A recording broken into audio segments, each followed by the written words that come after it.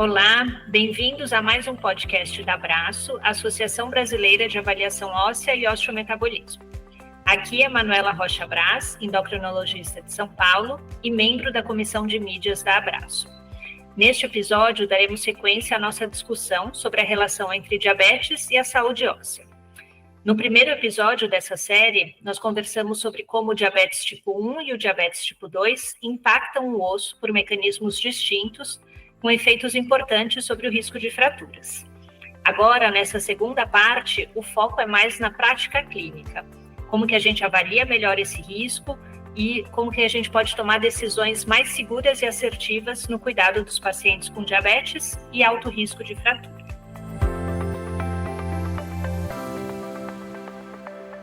Para essa conversa, eu conto com a participação do Dr. Francisco Bandeira, endocrinologista, professor livre docente, chefe da disciplina de endocrinologia da Faculdade de Ciências Médicas da Universidade de Pernambuco e vice-presidente da Abraço. É um prazer estar aqui com vocês. E temos também a presença da doutora Lívia Marcela, endocrinologista, preceptora da Santa Casa e professora da Unifesp EPM. É um prazer estar aqui com vocês nessa discussão tão interessante. Obrigada pela presença dos dois. Bom, então na primeira parte, a gente conversou bastante como a gente tem que considerar atualmente também o esqueleto como um órgão-alvo do diabetes. E aqui eu queria conversar com vocês quando que a gente deve fazer, então, esse rastreio da osteoporose no atendimento do paciente com diabetes. O diabetes fratura antes de aparecer osteoporose na densidade mineral óssea. Então, é extremamente comum você ver pacientes com diabetes tipo 2 chegar com a fratura clínica e a densitometria está normal ou na fase de osteopenia, embora a maioria das fraturas seja ainda em osteopenia. Mas o que eu comentaria aqui é que o maior estudo sobre isso foi mostrado no Congresso Europeu, no European Calcified Tissue Society, este ano, onde um grupo dinamarquês mostrou um caso controle populacional, 17 mil indivíduos em cada braço, 17 mil que fraturaram, 17 mil que não fraturaram, grupo controle. E avaliaram diabetes tipo 1 e tipo 2. Então, o que corresponderia a um score T abaixo de menos 2,5 naqueles que fraturaram em relação ao não diabetes e o diabetes? E o que eles encontraram foi uma coisa, de certa forma, alarmante. Por exemplo, para fratura de quadril, o que corresponde no diabetes tipo 2 a menos 2,5 é menos 1,6. Se você pegar para fraturas maiores, o que no diabetes tipo 1, menos 1,4. Então, isso mostra que nós estamos muito longe, se for tratar o paciente com diabetes baseado nos dados da OMS, score T abaixo de menos 2,5, vai ser muito tarde, entende? O outro ponto é que o FREX evoluiu. Quer dizer, se você avalia o paciente com diabetes tipo 2 e tem osteopenia com FREX Plus, nós ainda da Abraço não temos o FREX Plus, nós temos um ajuste que evoluiu muito na Abraço para diabetes tipo 2, mas se você olhar o FREX Plus, que é pago, como eles avaliaram mais de 60 estudos de coorte recentemente, nós podemos colocar a duração do diabetes como um fator, e além de diabetes tipo 2. Então, se usa o FREX Plus, vai ter uma análise muito mais detalhada. Mas, evidentemente, que nós não podemos avaliar o paciente com diabetes tipo 2 como avaliamos o paciente sem diabetes. Nós temos que ser mais precoces na avaliação e no tratamento. Então, na prática, quando que o senhor começa a rastrear o paciente com diabetes? Não, sempre no paciente assintomático, nós sempre recomendamos a densidade mineral, a análise da densitometria óssea e o raio-x de coluna, porque para ver se tem fraturas morfométricas. Porque se o diabetes pode apresentar fraturas sem ter osteoporose densitométrica, o raio-x é uma coisa importante, Se você tem a análise de verificação de fraturas pelo densitômetro, também pode ser feito, mas o diabetes teria que ser uma avaliação mais precoce e sempre avaliando com fraturas. O que acontece com o raio-x?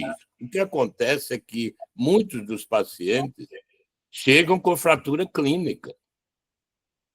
Então, eles fazem densitometria periodicamente, a densitometria é pouco alterada, na maioria das vezes na faixa de osteopenia, mas apresentam fratura clínica, e aí ele vai ser tratado como muito alto risco, sempre começando... Eu tenho vários pacientes assim.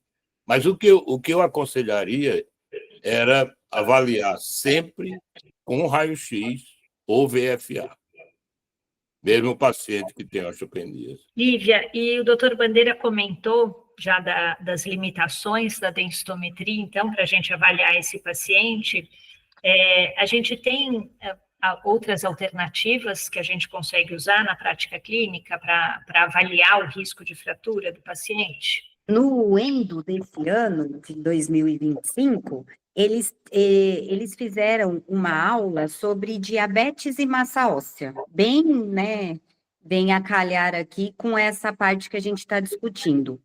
E eles falam justamente isso, né, que o doutor Bandeira falou, que é muito difícil você avaliar o paciente, na verdade você está perdendo tempo de tratar esse paciente, talvez a gente tenha que evoluir ainda num tratamento mais precoce, porque realmente quando eles vêm, eles já vêm com fratura. O que eles falam é que a HRPQCT, ela pode ser um parâmetro que ajuda, então é diferente, mesmo os indivíduos com osteopenia, eles mostraram indivíduos com osteopenia com e sem diabetes, mostrando diferença na HRPQCT, quer dizer, o indivíduo com diabetes, ele tem uma massa óssea menor, né, então maior propensão à fratura, mas não é na prática clínica, a gente não consegue pedir HRPQCT. O máximo que a gente vai ter seria o TBS, que poderia ajudar, e aí o TBS, alguns estudos mostram que o TBS ele é menor no indivíduo com diabetes, comparado no indivíduo sem diabetes. Então, poderia ajudar, não de forma isolada, mas a gente sempre tem que acabar colocando ele no FRAX, para ajustar o FRAX, e aí sim seria um indicador que poderia nos ajudar na prática clínica. Mas eu concordo com o doutor Bandeira que é importantíssimo a gente fazer o diagnóstico precoce de fraturas, porque muitas vezes a gente acaba comendo bola, né? Então, a gente pede só a densitometria do indivíduo com diabetes tipo 2 é normal, e aí a gente não faz o diagnóstico de fratura que ele já tem, e aí sim seria uma indicação de tratamento. Bom, então, resumindo, né, como ferramentas de exames complementares, então, só a densitometria não seria suficiente, vocês complementariam também com uma radiografia de coluna ou VFA, e se tiver disponível também o TBS. E aí o TBS, como você falou, Lívia, ele vai entrar nesse ajuste do FRAX, né? Que a gente não tem no FRAX Plus, mas a gente tem alguns ajustes que a gente pode fazer aqui no FRAX que a gente tem disponível abertamente. Comenta um pouco desses ajustes para a gente, Lívia, por favor. Então, você poderia colocar um indivíduo com diabetes para ajustar, você poderia diminuir 0,5 ponto do T-score, ou seria uma possibilidade. Uma outra possibilidade é você colocar como se esse indivíduo tivesse artrite reumatoide ali no FRAX. Então, assim, você tentaria aí melhorar, né, a estimativa de fratura do indivíduo com diabetes. E vocês veem essas alternativas do TBS, do ajuste do T-score, da artrite reumatoide como equivalentes? Vocês têm preferência por alguma delas? Pode responder primeiro, Lívia, depois o doutor Bandeira. Olha, na minha prática clínica, eu costumo reduzir 0,5 ponto do T-score. Eu acho que acaba ficando mais parecido com isso, até com o que a sociedade americana, né, deu como prioridade para tratar. Então, se tiver um T-score pior que -2, a Sociedade Americana fala que você já pode tratar esse indivíduo com diabetes. Eu acabo usando esse. Doutor Bandeira? Eu concordo com o que Lívia falou. Em relação ao HRPQ-CT, vocês viram que foi publicado no JCNM agora, no mês passado, dados do Mr. Oz em homens. Sim. Porque é o maior dado que nós temos hoje com HRPQ-CT em pacientes com diabetes. E o que eles encontraram foi um aumento da porosidade cortical, que isso aí já se sabe, e seria um aumento da porosidade cortical, seria uma diminuição do número de poros e um aumento no diâmetro, isso é que faz você ter uma porosidade alterada, mas o que eles encontraram foi em relação à duração do diabetes e em relação ao uso de insulina. Fundamentalmente, porque todo estudo que você relaciona o uso de insulina a complicações diz respeito ao paciente mais grave, o paciente que tem mais tempo de diagnóstico. Então, usar insulina significa tempo de doença, duração de doença. Então, isso reforça o dado do Frex Plus. Eu tenho usado muito o Frex Plus para diabetes, porque você tem como colocar a duração do diabetes lá, 5 anos, 10 anos. Então, esses pacientes que têm muito tempo de doença, eles são muito mais suscetíveis à alteração, à fragilidade óssea do que os pacientes recém-diagnosticados. Tem um estudo que eles fizeram falando até um pouco mais do que o doutor Bandeira falou, tem um estudo que eles fizeram em 2024, que eles analisaram 46 milhões de dados, e desses, 7 a 10% tinham diabetes. E aí, eles analisaram a glicada, né, o tempo de diabetes, e na verdade, um estudo, ele acabou pegando os indivíduos com longo tempo de diabetes. E aí, eles viram anos de vida perdido desses indivíduos. E quais doenças mais contribuíam para esse tempo perdido de vida? A primeira foi demência, tanto no homem quanto na mulher, então, né, que é uma coisa que a gente vê na prática mesmo. Para o homem, a segunda doença que mais contribuía foi osteoporose. E para a mulher, foi a quinta doença que mais contribui para anos de vida perdida. Então, quer dizer, é aquela história que a gente conhece, né? Vai, fratura e morre pela fratura, e não necessariamente pelo diabetes, que às vezes a gente fica lá só pensando no diabetes. O doutor Francisco José comentou uma coisa interessante no primeiro episódio, falando que o paciente com diabetes que tem a fratura evolui pior do que o paciente sem diabetes com a fratura também. Então, também a evolução da osteoporose é diferente, né, no paciente com diabetes. Na prática clínica de vocês, vocês estão acompanhando um paciente com diabetes tipo 2. A partir de que idade vocês pedem a densitometria óssea, doutor Bandeira? Isso aí não há uma regra, certo? Se você seguir as diretrizes da ISD, que é parecida com a diretriz da Abraço, você não faria densidade mineral óssea antes dos 65 anos na mulher e antes dos 70 no homem. Então, não há um consenso. Eu posso te dizer o que eu faço, que seria opinião pessoal, eu faria a partir dos 50 anos de rotina, densidade mineral óssea. Mas, quando você olha no paciente só pelo diabetes, eu não consideraria o diabetes como hiperpara, por exemplo, obrigatoriamente você tem que fazer, ou o paciente uso de corticoide, que obrigatoriamente tem que fazer, ou o paciente hipogonádico. Mas eu faria a partir dos 50. Mas isso é uma coisa passível de debate, porque se você acredita que o diabetes lesa lá, dá fragilidade óssea precocemente, nós teríamos que fazer mais cedo. Por outro lado, a densitometria não detecta. Então, teria que ter outra coisa além da densitometria. Então, não há realmente um consenso que possa dizer com segurança. Mas eu faço a partir dos 50, sempre com TBS. Nós tivemos TBS aqui por um período, fizemos alguns estudos, mas se tiver o TBS, ok. Se não tiver o TBS, sempre um raio-x ou VFA. E você, Lívia? Eu acho que é isso, né? Depende muito de quem é o seu paciente. Eu acho que o tempo dele com diabetes acaba contando muito. Então, a gente vê cada vez indivíduos mais jovens tendo diabetes tipo 2, né? Então, às vezes tem indivíduo com 30 anos, com diabetes, com diagnóstico de diabetes, para você fazer, de repente, com 50 anos, ele já vai ter 20 anos de diabetes. Então, eu acho que é difícil responder essa pergunta, na verdade, é bem capciosa, né?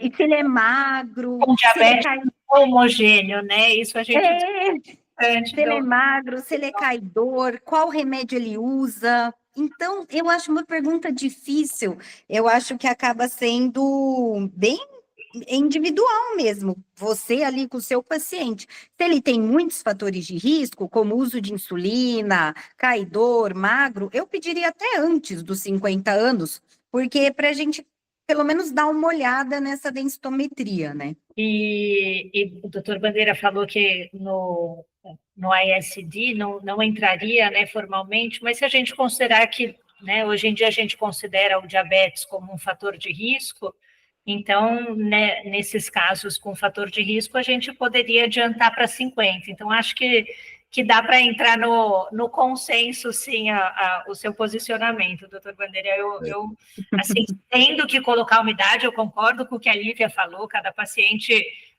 vai ser diferente, mas tendo que colocar uma regra geral, eu também colocaria 50 anos. Bom, a presença da osteoporose, né? Então, vocês têm um paciente com diabetes e que fez o diagnóstico de osteoporose. Vocês mudam em alguma coisa a conduta do tratamento glicêmico a partir desse diagnóstico de osteoporose? Começar pelo doutor Bandeira. Eu faria uma observação aí. Primeiro, quando você olha todos os estudos pivotais com bisfosfonato, denosumab, você tinha ali em torno de 5% de pacientes com diabetes. São estudos mais antigos. Quando você olha os estudos com Romo, que são mais recentes, o FRAME, o ARCH, o BRIDGE, isso pula para 15% a 30% de diabetes. Então, os estudos com romosozumab têm mais pacientes com diabetes. Mas quando você analisa bisfosfonatos ou denosumab e compara com quem tem e quem não tem diabetes, o efeito foi exatamente o mesmo. Não houve diferença, embora o número seja pequeno. A grande diferença é que no paciente sem diabetes, você acompanha com marcadores de remodelação óssea, CTX, P1NP, e você tem uma correlação entre queda dos marcadores de redução de fratura. Isso não ocorre com diabetes. Dificilmente você vê um paciente com diabetes tipo 2 e que tenha um CTX alto, porque a doença não é de tão alto turnover. Existe um problema na matriz também. Então, teoricamente, você não tem diferença, mas o romosozumab, se você olhar os pacientes com diabetes tipo 2, e nós temos vários dados aqui, esclerostina sempre é alta. A média, por exemplo, o nosso valor normal aqui de esclerostina no sangue é em torno de 20 nanomol por litro. Você tem aí no diabetes uma média de 90. E aqueles que desenvolvem doença renal crônica sobe mais ainda. Então, teoricamente, se você faz o romosozumab, o anti-esclerostina, teoricamente seria melhor. Porém, por que não entra no consenso isso? Porque existe uma hipótese de que a esclerostina sobe no diabetes para modular a calcificação arterial. Então, se você bloquear a esclerostina precocemente, isso é uma preocupação, especialmente se ele tem uma filtração glomerular abaixo de 60, você poderia piorar do ponto de vista vascular. Então, não é a primeira linha. Embora você bloquear a esclerostina no paciente com diabetes tipo 2 vai ser melhor para o osso, porque eles produzem muita esclerostina, e isso ocorre fundamentalmente pela glicosilação não enzimática da matriz, que faz o osteócito produzir muita esclerostina. Então, eu diria a você, não há também, é outra pergunta que não há consenso.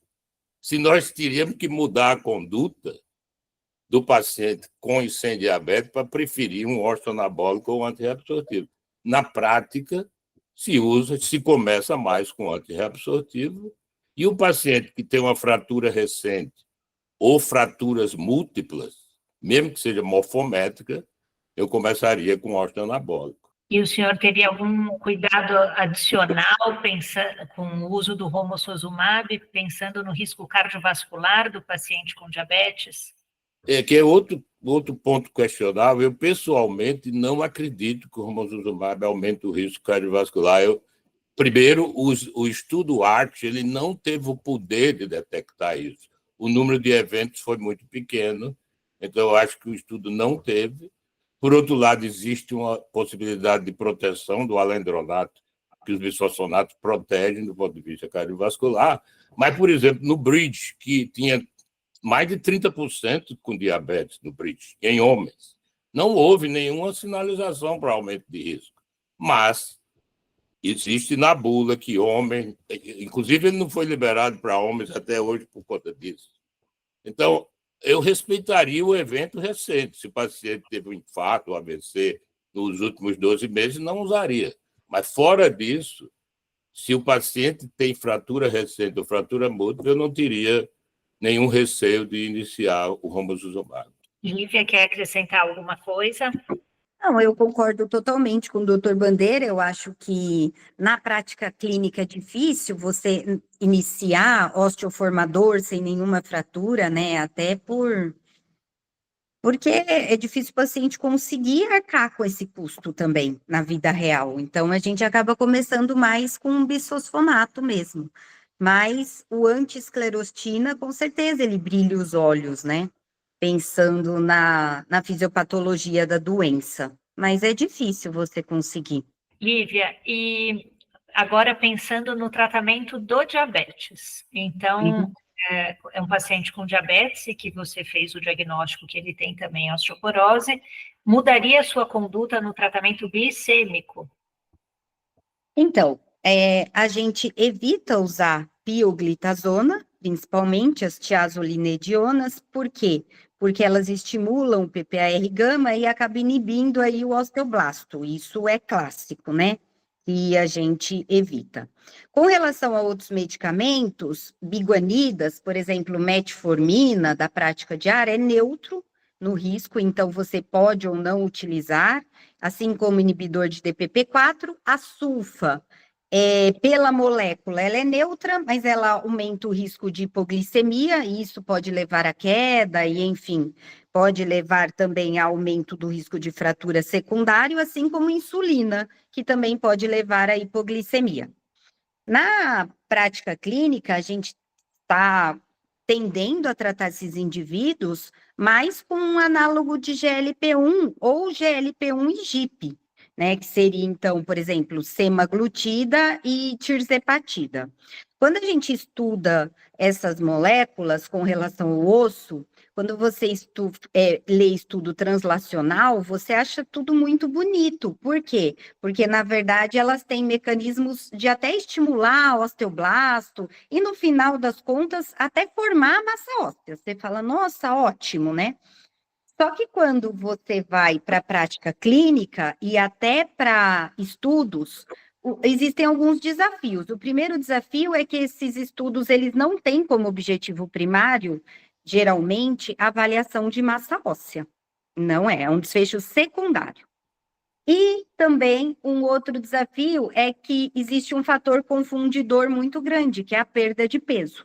E, por consequência, a perda de massa magra. Então, quando eu perco peso, perco músculo, eu provavelmente vou perder osso. E é isso mesmo que a gente vê na prática clínica, né? Então, pode até cursar com uma perda de massa óssea. Assim como, de repente, uma cirurgia metabólica para esse indivíduo que tem diabetes, obesidade, tem indicação, mesma coisa. Então, a gente tem que criar mecanismos, na verdade, de proteção dessa massa óssea desse indivíduo, o máximo possível, cálcio, vitamina D e também exercício físico resistido. É o que a gente pode fazer, né? E talvez proteger, sim. Já fraturou, óbvio que aí você vai iniciar um tratamento específico. E se tiver osteoporose também. E com certeza um tratamento específico e bem estruturado para esse indivíduo, porque é importante. Doutor Bandeira, quer acrescentar alguma consideração sobre mudança no tratamento glicêmico? Eu queria comentar algo sobre o inibidor de SLT2. Até vocês lembram que houve aquela sinalização para fratura no Canvas, com canagliflozina. Naquela época, o estudo foi quebrado. O Bilizic, o John Bilizic, o Nelson Watson avaliaram os pacientes e viram que havia uma pequena perda de massa óssea, que era associada à perda de peso, havia uma pequena elevação do CTX, sempre dentro do limite, nunca uma mudança significativa, mas os pacientes caíam mais por conta de hipotensão. Quando o estudo acabou, o Canvas, não foi relatado fratura, então aquilo foi uma sinalização no início. Na publicação, não houve aumento do risco de fratura, inclusive no Canvas R. E depois no Credence, que foi em pacientes com doença renal crônica e macroproteinúria, que eram pacientes de muito maior risco de fraturas, não houve diferença nenhuma para placebo. Então, inibidor de SLT2 não leva a fratura. Em relação a GLP-1, eu gostaria de citar 2 pontos. Primeiro, um outro estudo que eles mostraram agora no European Calcified Tissue, que foi esse é um estudo retrospectivo também dinamarquês, onde está lá Novo Nordisk, em que eles usaram o propensity score matching, e os indivíduos, os pacientes que usavam agonista de receptor de GLP-1 contra os outros tratamentos, tinham menor risco de fraturas. Então, eles fraturam menos em relação a todas as outras classes. E existe um estudo com hexanatida, isso é um estudo pré-clínico feito em camundongas oforectomizadas. Essas camundongas oforectomizadas que perdem massa óssea muito rápido, o hexanatida conseguiu segurar a perda e na biópsia houve aumento da formação óssea e redução da reabsorção, né? Então, parece que os agonistas de receptores de GLP-1 têm um efeito benéfico no osso. O que Lívia falou é importante porque você não pode avaliar muita perda de peso, perde osso. Mas isso é uma readaptação do esqueleto, não é fragilidade. Então, se você usar tisepatida e perder 20% do peso, vai readaptar o esqueleto, mas não quer dizer que ele está com a massa óssea mais frágil. Mais um desafio para o diabetes que foge à regra do não diabetes. Excelente. A gente está chegando ao fim desse episódio. Queria ver se Dr. Bandeira, primeiro, se tem algum comentário adicional, alguma mensagem final para os ouvintes. Eu acho que a minha mensagem é que, primeiro, evitar ao máximo sulfonilureia. Eu acho que Lívia mostrou que, se você analisar todos os bancos de dados que existem em pacientes com diabetes, o uso de sulfonilureia está relacionado a fraturas. Não porque a medicação leve, mas quedas, não só fraturas, mas também trauma craniano. Então, evitar ao máximo sulfonilureia, usar insulina naquele paciente que realmente precisa e tentar priorizar o tratamento do diabetes tipo 2. Quando se pensa em massa óssea, na performance física, evitar sarcopenia, exercício físico e essas medicações mais modernas, inibidor de SLT2, que já está no SUS, e agonista de receptor de GLP-1. Eu acho que essa é a mensagem. Ser precoce na avaliação e procurar avaliar não só com densitometria, mas também com mais alguma ferramenta que possa dar mais um dado adicional. Lívia, alguma mensagem final?